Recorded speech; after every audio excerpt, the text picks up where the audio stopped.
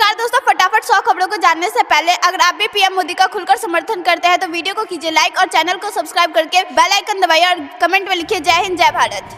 ब्राह्मण, यादव और आदिवासी का संतुलन 2024 के लिए भाजपा ने तैयार किया मिशन। 2040 तक चंद्रमा पर पहला अंतरिक्ष यात्री भेजेगा इसरो, एस सोमनाथ बोले। योजना पर मिशन मोड में चल रहा काम। पुडुचेरी और जम्मू कश्मीर में महिलाओं का 33% आरक्षण बढ़ाने वाले 2 विधेयकों को मंजूरी, संसद में बिल पेश करने की तैयारी। नैतिक मूल्य पर आधारित आर्टिफिशियल इंटेलिजेंस पर बने वैश्विक सहमति, पीएम मोदी ने भविष्य के खतरों पर डाला प्रकाश। S-400 मिसाइल सिस्टम को लेकर आया बड़ा अपडेट, दुश्मन की मिसाइल को 400 किलोमीटर दूर ही कर देता है खत्म। आतंकवाद से लेकर डीप फेक, साइबर सिक्योरिटी से लेकर मेडिकल तक आर्टिफिशियल इंटेलिजेंस पर बोले पीएम मोदी। राजनीति के हाशिए पर थे ब्राह्मण, समाजवादी पार्टी और आरजेडी के बाद भजन लाल शर्मा ने बढ़ाया कांग्रेस का ब्लड प्रेशर। पीएम मोदी का काशी दौरा, नमो घाट से लेकर आम कार्यकर्ताओं से मिलने का है प्लान। 17 दिसंबर को वाराणसी आ रहे पीएम मोदी, आज तैयारियों का जायजा लेंगे सीएम योगी। बढ़ती गई तिरंगे की शान, मिट गए 370 के निशान, सुप्रीम कोर्ट ने भी केंद्र सरकार के निर्णय पर लगा दी मोहर। अब वंदे भारत से होगा वादियों का दीदार, उधमपुर से श्रीनगर के बीच रफ्तार बढ़ेगी वंदे भारत एक्सप्रेस। जम्मू कश्मीर के उपराज्यपाल ने जम्मू में जनरल जोरावर सिंह की प्रतिमा का किया अनावरण, बलिदान दिवस पर श्रद्धा सुमन अर्पित किए। आर्टिकल 370 को लेकर सुप्रीम कोर्ट के फैसले का उपराज्यपाल मनोज सिन्हा ने किया स्वागत, बोले जम्मू कश्मीर जाएगा नई ऊंचाइयों पर। अब हेलीकॉप्टर से करिए मथुरा, वृंदावन और गोवर्धन की परिक्रमा, पर्यटन विभाग ने कंपनी से किया 30 साल का करार। दुबई में दबोचे गए महादेव सट्टेबाजी ऐप के को-फाउंडर, यूएई अधिकारियों से संपर्क में इंडियन एजेंसियां। हिमाचल से कश्मीर तक भारी बर्फबारी, दिल्ली में भी गिरा तापमान, बिहार यूपी में भी बढ़ेगी ठंड। तुर्की और अर्जेंटीना ने भारत से मधुर होते ही संबंधों पर जताई खुशी, G20 की सफल अध्यक्षता पर तारीफ के बांधे पुल। भारत ने FBI खालिस्तानी समर्थकों से जुड़ी जानकारी साझा करने को कहा, भारतीय दूतावास पर हमले की जांच करेगी अमेरिका। गाजा, लेबनान से लेकर समुद्री यातायात की सुरक्षा पर चर्चा, एस जयशंकर ने इजरायली विदेश मंत्री एल कोहेन से की बात। देश भर में घुसपैठियों का आंकड़ा बताना संभव नहीं, विदेशियों को हिरासत में लेना और निर्वासित करना एक जटिल प्रक्रिया, केंद्र सरकार का बड़ा बयान। हरियाणा सरकार अगले साल राज्य में नई सड़कों के निर्माण पर 3700 करोड़ रुपए खर्च करेगी, उप मुख्यमंत्री दुष्यंत चौटाला का बड़ा बयान। लद्दाख में विकसित भारत संकल्प यात्रा में विभिन्न गांवों के लोगों ने आईईसी वैन का गर्मजोशी से किया स्वागत। उपभोक्ता मूल्य सूचकांक पर आधारित खुदरा मुद्रास्फीति नवंबर में वार्षिक आधार पर 5.55% बढ़ी। चालू वित्त वर्ष में 79 लाख से अधिक लोग अटल पेंशन योजना के अंतर्गत नामांकित किए गए, वित्त मंत्रालय का बड़ा बयान। बंबई शेयर बाजार के संवेदी सूचकांक 377 अंक लुढ़ककर 69,551 पर बंद। राजधानी में अगले 24 घंटे के दौरान दोपहर तक आसमान साफ और शाम को आंशिक रूप से बादल छाए रहने का अनुमान। राजधानी के प्रगति मैदान में चल रहे 42वें अंतर्राष्ट्रीय व्यापार मेले में दर्शकों के भारी उत्साह। प्याज किसानों के लिए खुशखबरी, सरकार और 2 लाख टन प्याज खरीदेगी, पिछली बार से दोगुनी होगी खरीदारी। मध्य प्रदेश के मंत्रिमंडल में संभावित सूची जारी, मुख्यमंत्री के बाद अब कैबिनेट के नामों पर चौंका सकती है भाजपा।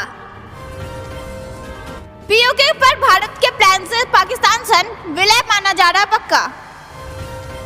धीरज साहू के घर के अंदर खुदाई शुरू, कैश के बाद अब सोने का भंडार तलाश रही आयकर विभाग की टीम। नीतीश में हिम्मत है तो वाराणसी से पीएम मोदी के खिलाफ लड़े चुनाव, गिरिराज सिंह ने दी चुनौती। मुख्यमंत्री बनने से पहले पार्टी में बगावत कर चुके भजन लाल शर्मा, लेकिन फिर भी पीएम ने जता दिया विश्वास। महादेव ऐप में बढ़ सकती है भूपेश बघेल की मुश्किलें, ईडी कर सकती है पूछताछ। राजस्थान का गणित, बीजेपी के कैलकुलेशन में सीएम पद के लिए ओबीसी पर भारी पड़ गया ब्राह्मण। पीएम मोदी, अमित शाह, जेपी नड्डा, शिवराज सिंह चौहान सहित कई नेताओं ने मध्य प्रदेश के सीएम मोहन यादव और उप मुख्यमंत्री को दी बधाई। गुजरात में आम आदमी पार्टी को बड़ा झटका, 5 में से 1 विधायक ने छोड़ी पार्टी, बीजेपी में जाने की अटकलें तेज। लोकसभा में सुरक्षा में भारी चूक, गैलरी से कूदे 2 घुसपैठिए, सदन में किया गैस का छिड़काव। सरकारी कर्मचारी बिना अनुमति के प्राइवेट संगठनों से नहीं ले सकते हैं पुरस्कार, केंद्र ने दिशा निर्देश किए जारी। भारत बांग्लादेश सीमा पर फेंसिंग में हो रही देरी, पश्चिम बंगाल सरकार नहीं कर रही सहयोग, केंद्र ने सुप्रीम कोर्ट में बताया। गणतंत्र दिवस पर जो बाइडेन के मेहमान पर संशय, क्वाड देशों की बैठक की तिथि आगे बढ़ाई गई। चीन बॉर्डर से महज 58 किलोमीटर दूर पहुंचे दलाई लामा, एक बार फिर बिलबिलाएगा ड्रैगन। राज्यसभा में चीफ इलेक्शन कमिश्नर और इलेक्शन कमिश्नर की नियुक्ति, सेवा शर्त संबंधी विधेयक को दी मंजूरी, विपक्ष ने किया वर्कआउट। गाजा में छिपे आतंकियों को सफाया करने को इजराइल की नई तरकीब, समुद्री पानी से हमास की सुरंगों को भरा। इंटरपोल के नोटिस पर मालिक रवि उप्पल दुबई में दबोचे गए, भारत प्रत्यर्पण की कोशिश में ईडी। सूरत में डायमंड बूट्स खोलने और एयरपोर्ट टर्मिनल के विस्तार से बढ़ेगा कारोबार। सूरत रीमॉडलिंग के कारण 1.5 महीने तक नहीं चलेगी बांद्रा गोरखपुर एक्सप्रेस ट्रेन। गृह मंत्रालय से गुजरात को 338.24 और हिमाचल प्रदेश को 633.73 करोड़ की वित्तीय सहायता की मंजूरी दी। सूरत में आयकर विभाग के छापे में मिले करोड़ रुपए का संदिग्ध दस्तावेज। सूरत में हीरा निवेश नहीं अनुभवात्मक है, लैब ग्रोन डायमंड का बाजार बढ़ेगा, लैब ग्रोन विशेषज्ञ का बयान। देश के विभिन्न हिस्सों में रह रहे अवैध प्रवासियों का आंकड़ा जुटाना संभव नहीं, सुप्रीम कोर्ट में केंद्र का हल्फनामा। लोकसभा और विधानसभा में 33% महिला आरक्षण पर केंद्र को सुप्रीम कोर्ट का नोटिस। सीबीएसई में 10वीं और 12वीं बोर्ड परीक्षाओं के लिए जारी की डेट शीट, 15 फरवरी से शुरू होगी परीक्षाएं। भजनलाल शर्मा के सिर सजा राजस्थान का ताज। मध्य प्रदेश के नए मुख्यमंत्री डॉक्टर मोहन यादव ने लिया शपथ, समारोह में मोदी शाह भी शामिल। उत्तर प्रदेश में मोहन यादव के तुरुप के पत्ते की तरह प्रयोग करेगी भाजपा, समाजवादी पार्टी से खिसक सकता है यादव वोट। मोदी सरकार का बड़ा एक्शन, बैन किए 174 गैम्बलिंग और बैटिंग एप्स। अगर दोस्तों आप भी प्रधानमंत्री मोदी का समर्थन करता है और आपको भी लगता है कि 2024 में बीजेपी फिर बनाएगी हैट्रिक, तो वीडियो को लाइक कीजिए और कमेंट में लिखिए जय हिंद जय भारत। छत्तीसगढ़ के मुख्यमंत्री विष्णुदेव साय ने घोषणा की कि 25 दिसंबर को अटल जी के जन्म दिवस के दिन राज्य के सभी कृषकों के खाते में जाएंगे 2 साल का बोनस। मोदी की गारंटी के तहत छत्तीसगढ़ की जनता से किए गए वादे पूरे किए जाएंगे। पहला काम 18 लाख आवास देने का होगा। भाजपा ने गांव के छोटे कार्यकर्ताओं को छत्तीसगढ़ के नेतृत्व करने का दिया मौका। भाजपा के वरिष्ठ नेता डॉक्टर मोहन यादव ने मध्य प्रदेश के मुख्यमंत्री के रूप में ली शपथ। विष्णुदेव साय और छत्तीसगढ़ के मुख्यमंत्री ने भी लिया शपथ। राष्ट्र आतंकी हमले से संसद भवन की रक्षा करते हुए प्राणों की आहुति देने वाले शहीदों को श्रद्धांजलि अर्पित। केंद्रीय वस्तु और सेवा कर विधेयक 2023 लोकसभा में पेश। केंद्रीय मंत्री सर्बानंद सोनोवाल ने कहा, नरेंद्र मोदी सरकार के पूर्वोत्तर राज्य में संपर्क सुविधा पर विशेष ध्यान देने से 9 वर्षों के दौरान इस क्षेत्र में व्यापक विकास। उत्तराखंड में ऊंचाई वाले क्षेत्रों में ताजा बर्फबारी से राज्य के अनेक हिस्सों में ठंड बढ़ी। चेन्नई और श्रीलंका के जाफना के बीच हवाई उड़ानों की फ्रीक्वेंसी बढ़ी। पहली बार होंगे जम्मू कश्मीर फार्मेसी काउंसिल के चुनाव। अनुच्छेद 370 हटाने के बाद कांग्रेस का फार्मेसी अधिनियम लागू। माता वैष्णो देवी के दरबार पहुंचे शाहरुख खान, फिल्म डंकी की रिलीज से पहले टेका मत था। जम्मू कश्मीर के अनंतनाग में हथियार और गोला बारूद के साथ 2 आतंकवादी गिरफ्तार। अमावस्या पर श्रद्धालुओं ने गंगा में डुबकी लगाकर कमाया पुण्य, गंगा तट पर कराए गए धार्मिक अनुष्ठान। काशी में सजेगी चटोरी गली, लखनऊ की तर्ज पर गंगा किनारे लगेगा बनारसी जायके का बाजार, खाका तैयार। 2030 तक दुनिया की तीसरी सबसे बड़ी अर्थव्यवस्था बनेगा भारत। आईआईटी के दूसरे दीक्षांत समारोह में राष्ट्रपति मुर्मू का बयान, मेधावियों को दिए मेडल। बंगाल मिशन 2024 पर बीजेपी, लोकसभा चुनाव में कई महिलाओं पर चल सकती है दाव। प्याज किसानों के लिए खुशखबरी, सरकार और 2 लाख टन प्याज खरीदेगी। ये जानते कुछ खबरों को विस्तार से, उससे पहले वीडियो को लाइक करके चैनल को सब्सक्राइब करें और कमेंट में लिखिए जय हिंद।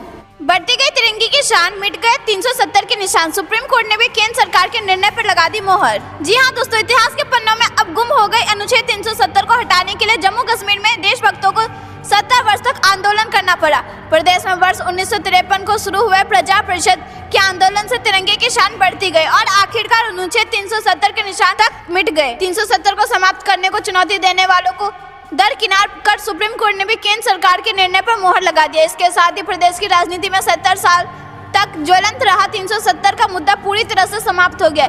जनसंघ के संस्थापक श्यामा प्रसाद मुखर्जी एवं प्रजा परिषद के संस्थापक पंडित प्रेमनाथ डोगरा ने अनुच्छेद 370 हटाकर देश में जम्मू कश्मीर के संपूर्ण विलय का सपना साकार करने की मुहिम छेड़ी थी। देश की आजादी के लिए स्वतंत्रता संग्राम की तरह जम्मू कश्मीर में भी 370 की समाप्ति के लिए लोगों ने तिरंगे लहराते हुए अपने प्राणों की आहुति दी। वर्ष 1953 के आंदोलन से लेकर 2008 के भी श्री अमरनाथ भूमि आंदोलन तक भारत माता की जय के नारे बुलंद करने वाले 28 देशभक्तों ने बलिदान दिया था। श्यामा प्रसाद मुखर्जी ने जून 1953 में बलिदान दिया था। जम्मू के ज्योरिया में शुरू हुआ था बलिदान देने का सिलसिला। 14 दिसंबर 1952 को जम्मू कश्मीर के ज्योरिया में देश में जम्मू कश्मीर के संपूर्ण विलय की मांग को लेकर बलिदान देने का सिलसिला शुरू हुआ था।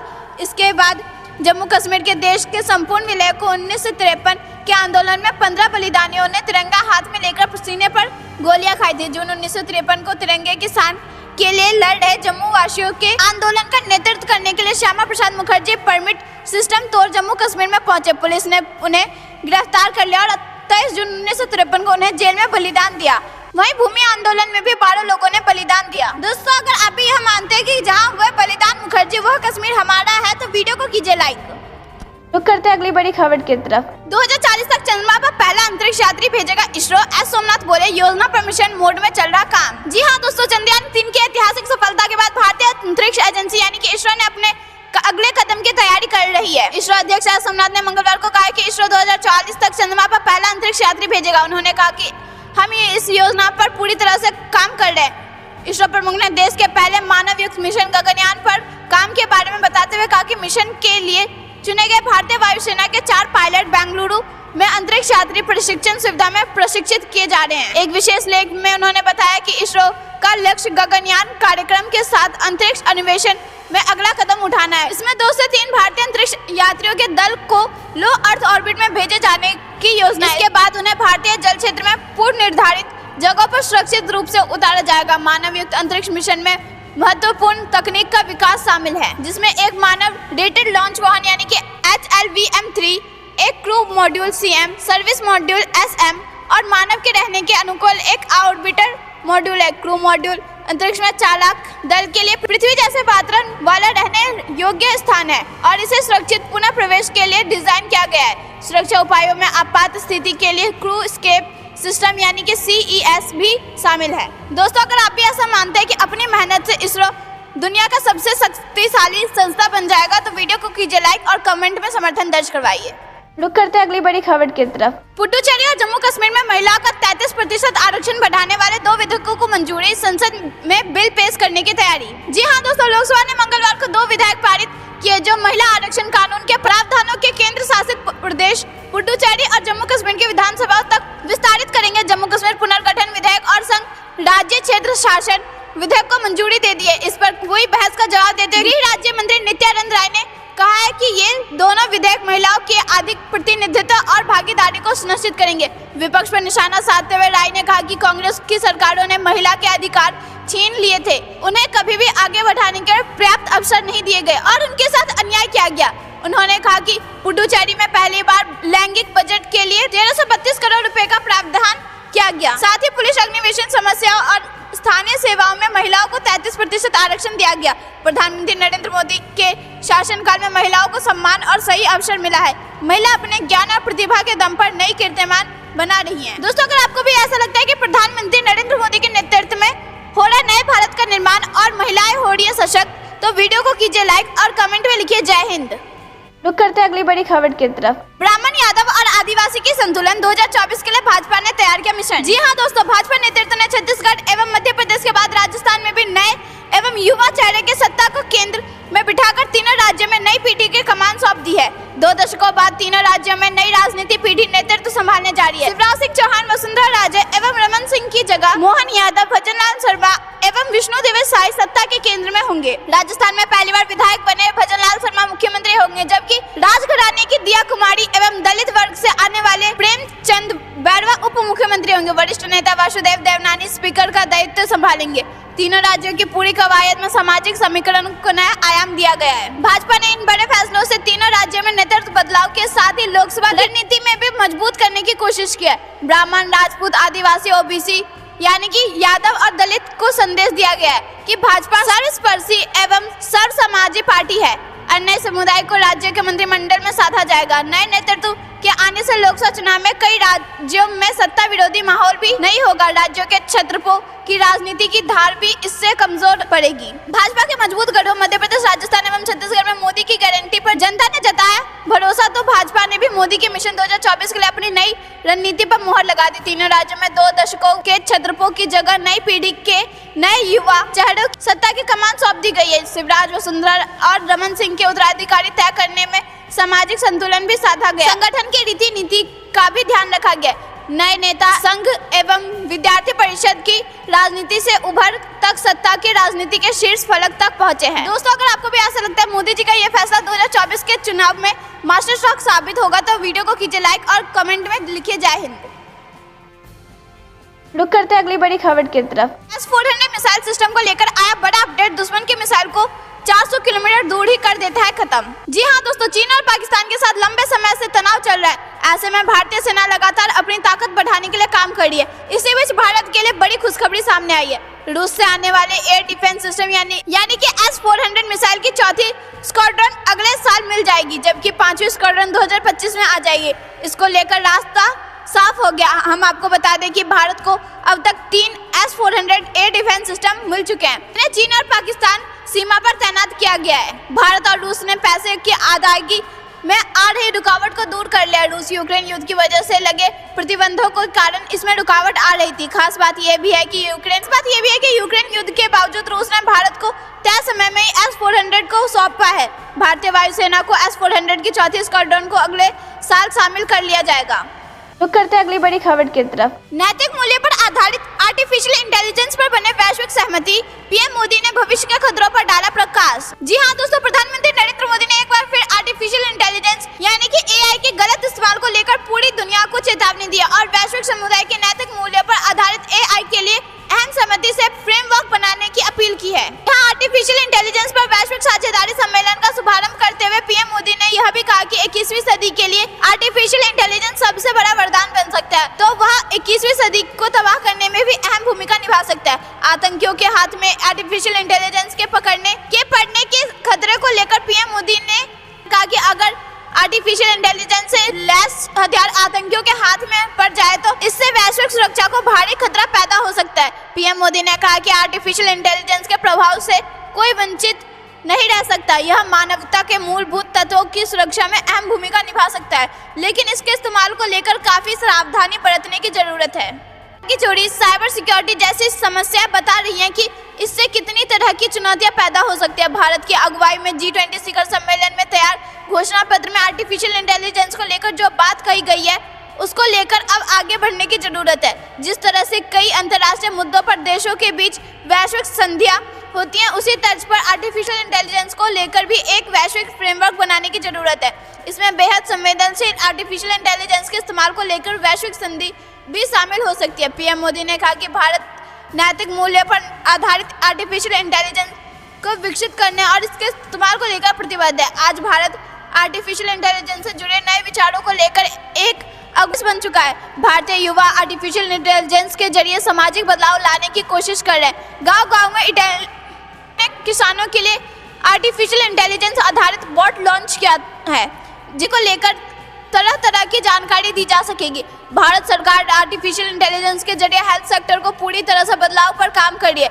यही नहीं, आर्टिफिशियल इंटेलिजेंस के जरिए हम सतत विकास की प्रक्रिया को तेज कर सकते हैं। सामाजिक विकास में किस तरह आर्टिफिशियल इंटेलिजेंस का उपयोग किया जाए, इस पर भी इंटेलिजेंस मिशन लॉन्च किया जाएगा। नरेंद्र मोदी की बात का समर्थन करते हैं तो वीडियो को कीजिए लाइक।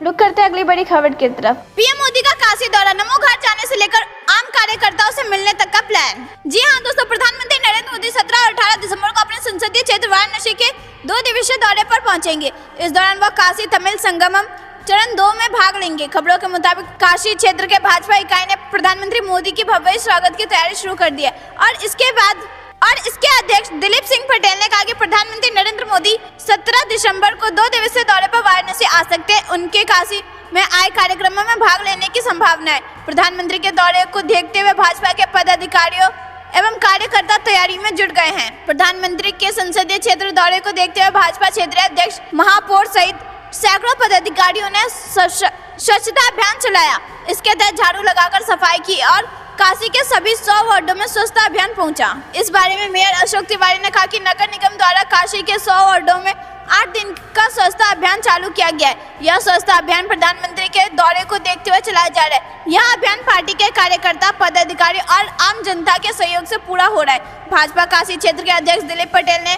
बताया कि स्वच्छता भारत सुंदर भारत के तहत काशी के विभिन्न वार्डों में मेयर, क्षेत्रीय अध्यक्ष, महानगर के विद्यासागर राय और अन्य बीजेपी के कार्यकर्ता एवं पदाधिकारियों द्वारा स्वच्छता पखवाड़ा चलाया जा रहा है। स्वच्छता के प्रति जागरूकता फैलाना है। दोस्तों, अगर आपको भी ऐसा लगता है कि 2024 के लोकसभा चुनाव में प्रधानमंत्री लगाएंगे हैट्रिक और पूरा देश होगा मोदी में, तो वीडियो को कीजिए लाइक और कमेंट में लिखिए जय हिंद। रुक करते हैं अगली बड़ी खबर की तरफ। राजनीति के हाशिए पर थे ब्राह्मण समाजवादी पार्टी आरजेडी के बाद कांग्रेस का ब्लड प्रेशर बढ़ाया भजनलाल। हाँ दोस्तों, बीजेपी में मोदी शाह का युग चौंकाने वाले फैसले के लिए जाना जाता है। राजस्थान के सीएम के रूप में भजनलाल शर्मा का नाम प्रस्तावित करके बीजेपी ने एक बार फिर सबको चौंका दिया है। आमतौर पर सारे राजनीतिक विश्लेषकों को मत था बीजेपी किसी महिला, ओबीसी या दलित को सीएम बनाकर राजनीति हित साधेगी, पर सारे गणित और आंकलन को ताक पर रखकर एक कार्यकर्ता और लाइमलाइट से दूर रहने वाले भजनलाल शर्मा का नाम सीएम के लिए प्रस्तावित करके सबको चौंका दिया।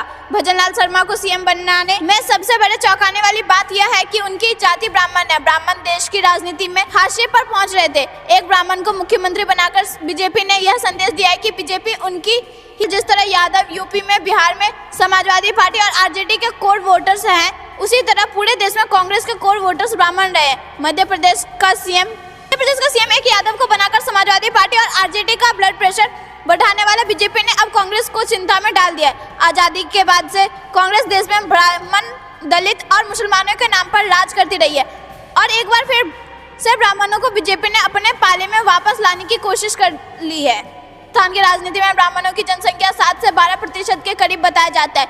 इस तरह उनकी जनसंख्या का अनुपात राजपूतों, जाटों के ही आसपास ही है। पर टिकट देने में कांग्रेस और बीजेपी दोनों ही अन्य जाति के मुकाबले ब्राह्मण को कम टिकट दिया था। कांग्रेस ने 16 टिकट तो बीजेपी ने राजपूतों को 25 टिकट तो कांग्रेस ने 17 टिकट बांटे थे। दोस्तों, ये थी दिन भर की सारी जरूरी और बड़ी खबर। अंत तक बने रहने के लिए बहुत बहुत धन्यवाद। जाने से पहले वीडियो को लाइक और चैनल को सब्सक्राइब करके बेल आइकन दबाइए और कमेंट में लिखिए जय हिंद।